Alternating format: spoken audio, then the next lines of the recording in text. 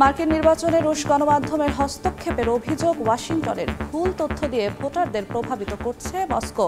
রাষ্ট্রীয় টেলিভিশনের 2 সাংবাদিকের শাস্তির অনুমোদন।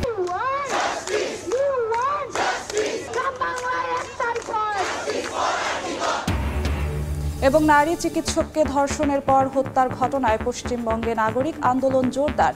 রাজ্য জুড়ে রাত দখল শিরোনামে অভিনব প্রতিবাদ, প্রদীপ জ্বালিয়ে বিচারের দাবি।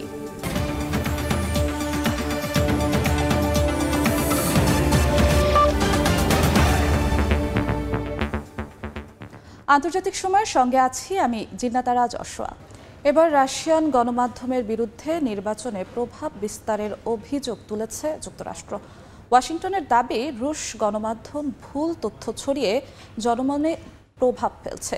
এরই মধ্যে আরটির 2 কর্মীর বিরুদ্ধে আইনি পদক্ষেপ নেওয়ার কথা জানিয়েছে মার্কিন বিচার বিভাগ।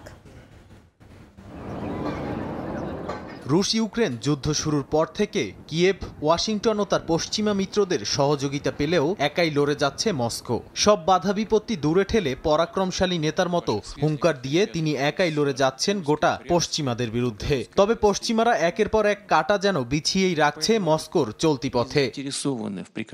এরই ধারাবাহিকতা এবার রাশিয়ার বিরুদ্ধে নতুন অভিযোগ আনল যুক্তরাষ্ট্র।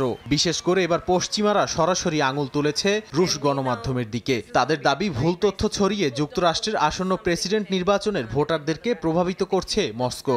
আর এর পেছনে বড় ধরনের এজেন্ডা বাস্তবায়ন করতে চায় রুশ সরকার। ইতোমধ্যে রুশ সরকার পরিচালিত গণমাধ্যম আরটির 2 কর্মকর্তার বিরুদ্ধে এনেছে ঘোরতর অভিযোগ। গণমাধ্যমটির 2 কর্মকর্তার বিরুদ্ধে অর্থ পাচার ও বিদেশি সরকারের গুপ্তচর হিসেবে কাজ করেন বলে দাবি জানায় বাইডেন প্রশাসন। ওই 2 ব্যক্তি ছাড়াও আরও 4 জনের বিরুদ্ধে আইনি পদক্ষেপের অনুমোদন দেয়া হয়েছে। যুক্তরাষ্ট্রের 2 জন আইনজীবী জানান, অভিযুক্ত 2 জন নিজেদের স্বার্থ হাসিল করে গোটা যুক্তরাষ্ট্র জুড়ে বিচ্ছিন্নতাপূর্ণ পরিবেশ সৃষ্টি করতে চায় এবং আসন্ন নির্বাচনে ভোটারদের মিথ্যা তথ্য দিয়ে প্রভাবিত করতে চায়। নাদিম মারজান, সময় সংবাদ। চীনের হয়ে গুপ্তচর বৃত্তির অভিযোগে নিউ ইয়র্কের গভর্নরের সহযোগীকে গ্রেফতার করা হয়েছে। তার স্বামীও গ্রেফতার হয়েছেন। গুপ্তচর বৃত্তির মাধ্যমে তিনি এবং তার স্বামী লাখ লাখ ডলার আয় করেছেন বলেও অভিযোগ এফবিআইয়ের। এছাড়াও লিন্ডার বিরুদ্ধে চীনের সঙ্গে বহু বছর ধরে গোপন সম্পর্ক রাখা, ভিসা জালিয়াতি, তথ্য ও অর্থ পাচারের অভিযোগ আনা হয়েছে। নানা সময় নানা কারণে যুক্তরাষ্ট্রের সঙ্গে চীনের সম্পর্ক তিক্ত হয়েছে। বহুদিন ধরেই দুদেশের সম্পর্ক উন্নয়নের লক্ষণ দেখা যাচ্ছে না। এর মধ্যেই আবার চীনের পক্ষে গুপ্তচর বৃত্তির অভিযোগ উঠেছে নিউ ইয়র্কের গভর্নরের সহযোগীর বিরুদ্ধে। গ্রেফতার হয়েছেন নিউ ইয়র্কের গভর্নর ক্যাথি হোচুলের সহকারী লিন্ডা সান। গ্রেফতার করা হয়েছে তার স্বামী ক্রিস্টোফার হুকেও। এফবিআই এক বিবৃতিতে বলেছে, নিউ ইয়র্ক প্রশাসনের কর্মরত লিন্ডা সান চীনের গোপন এজেন্ট হিসেবে কাজ করে আসছিলেন। এর মাধ্যমে তিনি এবং তার স্বামী লাখ লাখ ডলার আয় করেছেন। সেই অর্থের একটি অংশ নামে বেনামে বিভিন্ন ব্যাংকে রেখেছেন। বাকি অর্থ দিয়ে নিউ ইয়র্ক সহ অন্তত 3টি অঙ্গরাজ্যের দামি সম্পত্তি কিনেছেন। লিন্ডার বিরুদ্ধে চীনের সঙ্গে বহু বছর ধরে গোপন সম্পর্ক রাখা, ভিসা জালিয়াতি, তথ্য ও অর্থ পাচারের অভিযোগ আনা হয়েছে। আর তার স্বামীর বিরুদ্ধে আনা হয়েছে অর্থ পাচারের অভিযোগ। এফবিআই এর অভিযোগে বলা হয়েছে, নিউ ইয়র্ক অঙ্গরাজ্যের বিভিন্ন সরকারি নথি তিনি কর্তৃপক্ষের অনুমতি না নিয়ে চীনে পাচার করেছেন। নিউ ইয়র্কের বর্তমান গভর্নর ক্যাথি হোচুল 2021 সালে ডেপুটি চিফ অব স্টাফ পদে লিন্ডা সানকে নিয়োগ দেন। এর আগের গভর্নর এন্ড্রু কুওমের আমলেও একই দায়িত্বে ছিলেন লিন্ডা। চীনের প্রতি সুদৃষ্টি থাকলেও তাইওয়ানের প্রতি বৈরী ছিলেন লিন্ডা। নিউ ইয়র্ক অঙ্গরাজ্য প্রশাসনের কর্মকর্তাদের সঙ্গে তাইওয়ানের কর্মকর্তাদের সাক্ষাৎ তিনি ঠেকিয়ে রাখতেন বলেও অভিযোগ এসেছে। হাফসাতুন্নেসা, সময় সংবাদ।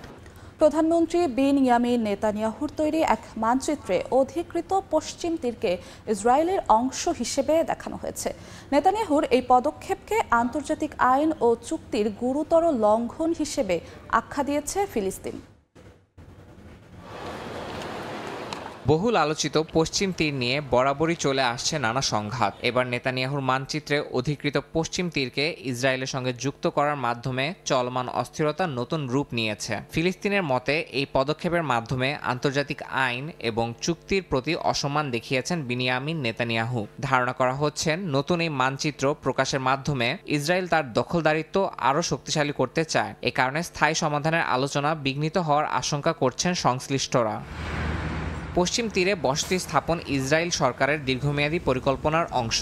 তাদের সাম্প্রতিক পদক্ষেপগুলো আঞ্চলিক শান্তি ও নিরাপত্তাকে ঝুঁকির মধ্যে ফেলেছে। ফিলিস্তিনি কর্তৃপক্ষ মনে করেন ইসরায়েল সরকার পশ্চিম তীরের বিভিন্ন এলাকায় নতুন করে বসতি স্থাপনের মাধ্যমে সংঘাতের মাত্রা বাড়িয়ে তুলছে। তাদের মতে এই ধরনের পদক্ষেপ মধ্যপ্রাচ্যে শান্তির পথে বড় সমস্যা হয়ে দাঁড়াবে।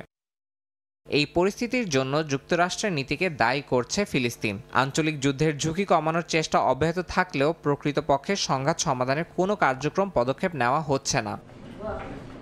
ইয়াসিন মোহাম্মদ জিসান, সময় সংবাদ। নারী চিকিৎসককে ধর্ষণ ও খুনের ঘটনায় নাগরিক আন্দোলন ক্রমেই জোরদার হচ্ছে ভারতের পশ্চিমবঙ্গে। গতকাল রাতে রাজ্য জুড়ে রাত দখল শিরোনামের প্রতিবাদ কর্মসূচিতে সামিল হন নানা বয়সী মানুষ। প্রদীপ জ্বালিয়ে গানে গানে জানান বিচারের দাবি। বিস্তারিত জানাচ্ছেন সুব্রত আচার্য, ছবি তুলেছেন বিশ্বজিৎ দাস।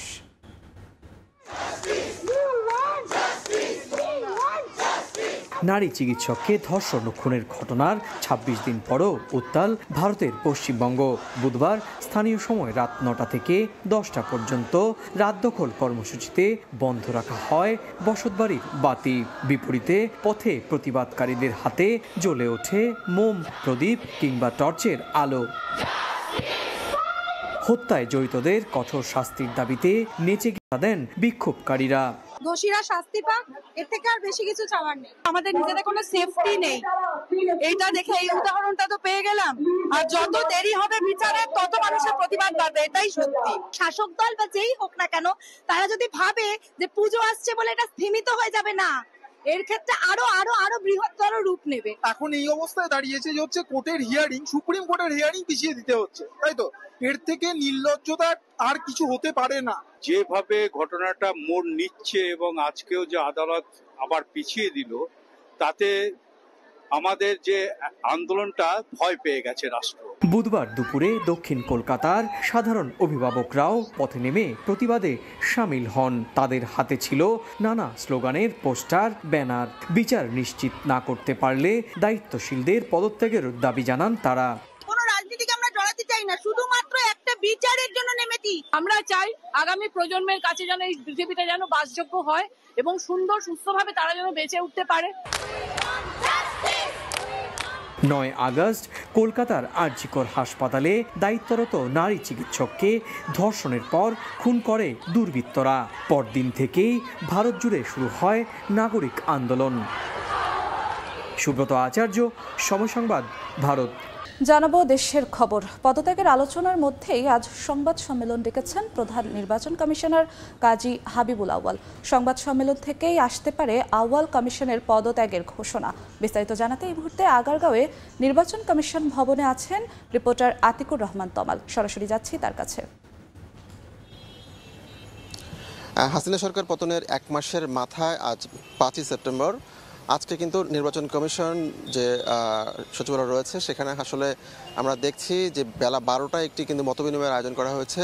সাংবাদিকদের সঙ্গে এই যে মতবিনিময়টি আয়োজন করা হয়েছে, ধারণা করা হচ্ছে এবং বেশ কয়েকটি সূত্র আমাদেরকে জানিয়েছে যে আজকে নির্বাচন কমিশনার যারা রয়েছেন এবং প্রধান নির্বাচন কমিশনার সহ আসলে ৫ জন তার পদত্যাগ করবেন, এমনটি কিন্তু আমরা জানতে পেরেছি। এবং তারই কিছু আলামত কিন্তু আমরা দেখছি যে সকাল থেকেই এই যে নির্বাচন কমিশন ভবনটি রয়েছে সেই ভবনে কিন্তু অন্যান্য দিনের তুলনায় যে নির্বাচন কমিশনাররা যেহেতু আসবেন বেলা ১২টায় এটি আসলে অনুষ্ঠিত হওয়ার কথা রয়েছে, আমরা অনেক আগে থেকেই দেখছি যে আইন শৃঙ্খলা বাহিনীর যে উপস্থিতি সেটি কিন্তু আসলে লক্ষণীয়। এবং কমিশনের কর্মকর্তা কর্মচারীরা ছাড়া এবং গণমাধ্যম কর্মীরা ছাড়া কাউকে ঢুকতে দেওয়া হচ্ছে না এবং মূল যে গেটগুলো রয়েছে সেই গেটগুলো কিন্তু আটকিয়ে তল্লাশি করছে সেনাবাহিনীর পাশাপাশি আইন শৃঙ্খলা বাহিনীগুলো যারা রয়েছে তারা। এবং আপনারা জানেন যে ২০২২ সালের আসলে ২৮শে ফেব্রুয়ারি এই কমিশন দায়িত্ব গ্রহণ করে এবং তারপর যে কোনো নির্বাচন হয়েছে, বেশ কিছু নির্বাচন নিয়ে এবং বিশেষ করে গেল যে ৭ই জানুয়ারি নির্বাচন, সেই নির্বাচন নিয়ে যে সমালোচনা ছিল তারপরে কিন্তু আসলে অন্যান্য যে রাজনৈতিক দলগুলো রয়েছে তারা আসলে বলেছে যে তারা এই কমিশন এই নির্বাচনগুলো নিয়ে কোনো ধরনের কোনো পদক্ষেপ নেয়নি এবং সরকারের যে হাঙ্গাবহ একটি প্রতিষ্ঠান হিসেবে তারা কাজ করেছেন এমনটি কিন্তু অভিযোগ ছিল। এবং তারই ধারাবাহিকতায় আমরা দেখেছি যে ৫ই আগস্ট যে হাসিনা সরকারের পদত্যাগ বা দেশ পালানো, তারপরে কিন্তু আমরা দেখেছি যে এই কমিশনের সামনেও কিন্তু কমিশনারদের পদত্যাগ চেয়ে বিক্ষোভ হয়েছে এবং সবশেষ গতকালকে অর্থাৎ বুধবারে কিন্তু আমরা দেখেছি যে নির্বাচন কমিশনের সামনে ভোটাধিকার বঞ্চিত নাগরিক সমাজের ব্যানারে বেশ কিছু বিক্ষোভ হয় এবং সেখান থেকেও কিন্তু এই 5 যে নির্বাচন কমিশনার রয়েছেন তাদের কিন্তু পদত্যাগের দাবিটি তোলা হয় এবং সেই জায়গা থেকে আমরা একটি সূত্রের মাধ্যমে নিশ্চিত হয়েছে যে আজকে তারা একটি আনুষ্ঠানিক মতবিনিময়ের আয়োজন করেছেন এবং সেই জায়গা থেকে তারা বেলা 12টার দিকে এটি শুরু করে সেখান থেকে তারা পদত্যাগ করবেন। এখন পর্যন্ত কোনো নির্বাচন কমিশনার আসলে এই কমিশন ভবনে আসেননি। যতদূর জানি আরও ঘণ্টাখানেক পর তারা হেঁকে আসবেন এবং আপনারা জানেন যে এর আগে 2022 সালের ফেব্রুয়ারির শুরুর দিকে আসলে একটি সার্চ কমিটি গঠন করে, কারণ এর আগে 22-এর আগে যে নির্বাচনগুলো হয়েছে সেই নির্বাচনগুলোর যে গ্রহণযোগ্যতা সেটা নিয়েও প্রশ্ন ছিল এবং সেই কারণে আসলে 22 সালে একটি সার্চ কমিটি করা হয় এবং তারই আলোকে কিন্তু এই 5 কমিশনারকে নিয়োগ দেওয়া হয় এবং তারও পরে যে ইলেকশনগুলো হয়েছে অর্থাৎ গেল 2 বছরের যে নির্বাচনগুলো হয়েছে সেই নির্বাচন নিয়েও কিন্তু অনেক ধরনের প্রশ্ন ছিল এবং তারই ধারাবাহিকতা আসলে হাসিনা সরকারের পদত্যাগের 1 মাসের মাথায় ধারণা করা হচ্ছে বেলা 12টার কিছু পরে কিন্তু এই কমিশন পদত্যাগ করবেন এবং সবকিছু মিলিয়ে বলা চলে যে এই ছিল আমার কাছে এখান থেকে সবশেষ খবর। আগারগাঁওয়ে নির্বাচন কমিশন ভবন থেকে সরাসরি যুক্ত ছিলেন রিপোর্টার আতিকুর রহমান তমাল। রাশিয়ার বিমান হামলায় ইউক্রেনের পশ্চিমাঞ্চলে লভিভ শহরে 7 জন নিহত হয়েছেন। রাজধানী কিয়েভেও বিস্ফোরণের ঘটনা ঘটেছে। দেশটিতে হামলার মধ্যেই পদত্যাগের হিড়িক পড়েছে জেলেনস্কির মন্ত্রিসভায়। পররাষ্ট্রমন্ত্রী সহ বেশ কয়েকজন মন্ত্রী পদত্যাগ করেছেন। মন্ত্রিসভার প্রায় 1/3 পদ এখন শূন্য। এ অবস্থায় বড় ধরনের রদবদল আসতে যাচ্ছে জেলেনস্কি সরকারে। ইউক্রেনের পশ্চিমাঞ্চলের লভিভ শহরে বুধবার রাশিয়ার বিমান হামলায় বেশ কয়েকজন হতাহত। হামলায় অনেক আবাসিক ভবনে আগুন ধরে যায়। ইউক্রেনের কিয়েভ থেকেও বিস্ফোরণের শব্দ শুনতে পাওয়া যায়। এর আগে মঙ্গলবার রাশিয়ার ব্যালিস্টিক ক্ষেপণাস্ত্র হামলায় ইউক্রেনের মধ্যাঞ্চলীয় শহর পল্টাভায় অর্ধশতাধিক মানুষ প্রাণ হারায়। আহত হয় 200-এরও বেশি। তবে রাশিয়ার এসব হামলা সামলাতে হিমশিম খেতে থাকা ইউক্রেনের সামনে এখন নতুন এক চ্যালেঞ্জ। পদত্যাগের হিড়িক পড়েছে জেলেনস্কির মন্ত্রিসভায়। বেশ কয়েকজন মন্ত্রী এখন পর্যন্ত পদত্যাগ করেছেন। এছাড়াও প্রেসিডেন্টের সহযোগীকে বরখাস্ত করা হয়েছে। দেশের অস্ত্র উৎপাদনের দায়িত্বপ্রাপ্ত মন্ত্রী অলেকজান্ডার কামিশিন মঙ্গলবার পদত্যাগ করেন। আরও বড় দায়িত্ব দেওয়া হবে এমন আভাস থেকেই বর্তমান পদ ছেড়েছেন। উপপ্রধানমন্ত্রী ওলহা স্টেফানিশিনা, বিচারমন্ত্রী ডেনিস ম্যালিউস্কা এবং পরিবেশ মন্ত্রী রুসলান স্ট্রিলেটসের পদত্যাগের কারণে ইউক্রেনের মন্ত্রিসভার 1/3 পদ খালি পড়ে আছে। সূত্র অনুযায়ী আগামী কয়েকদিনের মধ্যে ইউক্রেনের মন্ত্রিসভায় 50% বেশি পরিবর্তন আসবে বলে জানান মন্ত্রিসভার এক মন্ত্রী। যদিও গেল সপ্তাহে ভলোদিমির জেলেনস্কি ইউক্রেনের রাজনীতিতে বড় ধরনের পরিবর্তনের ইঙ্গিত দেন। তিনি মনে করেন ইউক্রেনের জন্য এই পরিবর্তন দরকার। নিজের সান্ধ্যকালীন ভাষণে তিনি বলেন, রাষ্ট্রীয় প্রতিষ্ঠানে শৃঙ্খলা আনতে হবে যেন ইউক্রেন প্রয়োজনীয় সব ফলাফল অর্জন করতে পারে। সরকারের কিছু প্রতিষ্ঠানকে শক্তিশালী করতে হবে এবং কিছু রদবদল করতে হবে। প্রেসিডেন্ট অফিসেও পরিবর্তন আসবে বলে জানান জেলেনস্কি। রাশিয়া ইউক্রেন যুদ্ধ বর্তমানে একটি জটিল অবস্থায় আছে। চলতি মাসে যুক্তরাষ্ট্রে সফরের আগে দেশের ভিতরে শৃঙ্খলা আনতে এসব পথ পূরণের পদক্ষেপ নিতে পারেন প্রেসিডেন্ট ভলোদিমির জেলেনস্কি ও তার রাজনৈতিক মিত্ররা। যুক্তরাষ্ট্রের সফরে জেলেনস্কি বাইডেনকে রাশিয়ার বিরুদ্ধে ইউক্রেনের জয়ের পূর্ণ পরিকল্পনা পরিবেশন করবে বলে জানা গেছে। মালিহা সুহরাওয়ার্দী, সময় সংবাদ। পুতিনের বিরুদ্ধে আইসিসির গ্রেফতারি পরোয়ানা কার্যকর না করায় সমালোচনার মুখে পড়েছে মঙ্গোলিয়া। দেশটির এমন আচরণে হতাশা প্রকাশ করেছে ইইউ। আইন বিশেষজ্ঞদের মতে পুতিনকে গ্রেফতার না করায় দেশটির বিরুদ্ধে আইনগত ব্যবস্থা নিতে পারে আইসিসি। এদিকে জ্বালানি ও বিদ্যুতের জন্য উলান বাটোর তার প্রতিবেশীদের উপর নির্ভরশীল হওয়ায় পুতিনের বিরুদ্ধে কোনো পদক্ষেপ নিতে পারেনি বলে জানিয়েছে দেশটি। গ্রেফতারি পরোয়ানা মাথায় নিয়ে মঙ্গোলিয়া সফর শেষ করেছেন রাশিয়ার প্রেসিডেন্ট ভ্লাদিমির পুতিন। সোমবার 2 দিনের রাষ্ট্রীয় সফরে উলানবাটোর পৌঁছান তিনি। এরপর আন্তর্জাতিক নানা মহল থেকে দেশটির উপর চাপ আসতে থাকে পুতিনের উপর আন্তর্জাতিক অপরাধ আদালতের জারি করা গ্রেফতারি পরোয়ানা কার্যকরের। তবে আইসিসি সদস্য হওয়ার পরও পুতিনকে গ্রেফতার না করায় সমালোচনার মুখে পড়েছে মঙ্গোলিয়া। আইসিসির আইন অনুযায়ী সদস্য দেশ হিসেবে মঙ্গোলিয়ার উচিত পুতিনকে গ্রেফতার করা। তবে ইউরোপীয় ইউনিয়ন ও ইউক্রেনের আহ্বান সত্ত্বেও উলানবাটর এ দায়িত্ব পালনে ব্যর্থ হয়েছে বলে অভিযোগ উঠেছে। দেশটির এমন আচরণে হতাশা প্রকাশ করেছে ইইউ জোট। আইন বিশেষজ্ঞদের মতে পুতিনকে গ্রেফতার না করায় দেশটির বিরুদ্ধে আইনগত ব্যবস্থা নিতে পারে আইসিসি। তবে পুতিনকে গ্রেফতার না করা নিয়ে মুখ খুলেছে মঙ্গোলিয়া। মঙ্গলবার দেশটির সরকারের এক মুখপাত্র জানায় উলানবাটর জ্বালানির জন্য তার প্রতিবেশীদের ওপর নির্ভরশীল। দেশটির 95% পেট্রোলিয়াম এবং 20% বিদ্যুৎ আমদানি করা হয় রাশিয়া ও চীন থেকে। এই সরবরাহ মঙ্গোলিয়ার জনগণের জন্য অত্যন্ত গুরুত্বপূর্ণ বলে জানান তিনি। এছাড়াও মুখপাত্র বলেন দেশটি তার কূটনৈতিক সম্পর্কের জন্য নিরপেক্ষতার নীতি বজায় রেখেছে। বিশ্লেষকদের ধারণা জ্বালানি খাতে মস্কোর উপর বেশি নির্ভরশীল হওয়ায় পুতিনকে গ্রেফতার করলে বিরাট ক্ষতির সম্মুখীন হওয়ার সম্ভাবনা ছিল দেশটি। মালিহা সুহরাওয়ার্দী, সময় সংবাদ। পাকিস্তানের রাজধানী ইসলামাবাদে সব ধরনের সভা সমাবেশ নিষিদ্ধের পরিকল্পনা করছে ক্ষমতাসীন শাহবাজ সরকার। এরই মধ্যে পার্লামেন্টে একটি বিল উত্থাপন করেছে পাকিস্তান মুসলিম লীগ নওয়াজ।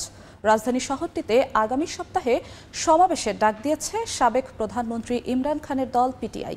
যদিও শাহবাজ সরকারের দাবি পিটিআইকে লক্ষ্য করে নয়, বরং মানুষের নিরাপত্তা নিশ্চিতে বিল উত্থাপন করা হয়েছে।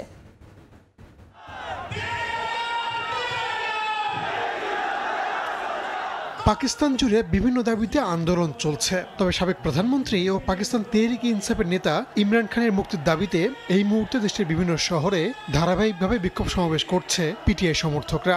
আগামী সপ্তাহে রাজধানী শহর ইসলামাবাদেও সমাবেশের ডাক দিয়েছে দলটি। ইমরানের দল যখন বিক্ষোভ কর্মসূচির ডাক দিয়েছে, ঠিক তখন রাজধানীতে সব ধরনের সভা সমাবেশ নিষিদ্ধের পরিকল্পনা করছে ক্ষমতাসীন শাহবাজ সরকার। পার্লামেন্টে একটি বিল উত্থাপন করেছে পাকিস্তান মুসলিম লীগ নওয়াজের এক সাংসদ।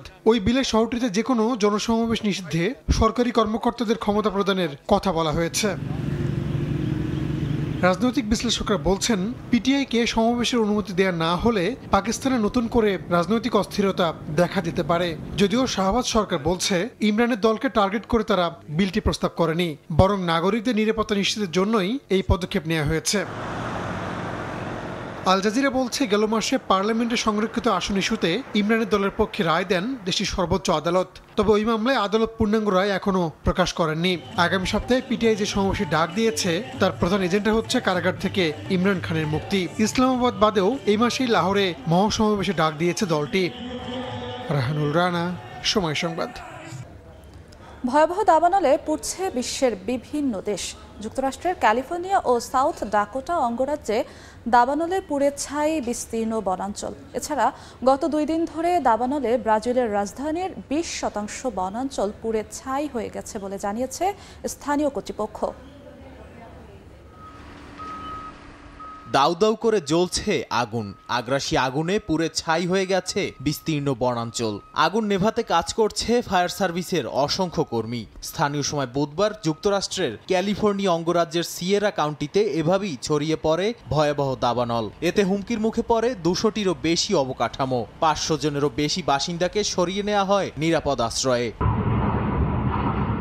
একই চিত্র দেখা যায় যুক্তরাষ্ট্রের আরেকটি অঙ্গরাজ্য সাউথ ডাকোটাতেও। আগুন নেভাতে বিমান থেকে ছোড়া হয় অগ্নি নির্বাপক রাসায়নিক। দাবানলের কারণে শীতল থেকে ধীরে ধীরে উত্তপ্ত হতে থাকে আবহাওয়া। 80,000-এরও বেশি বাসিন্দা ঘর ছাড়তে বাধ্য হন।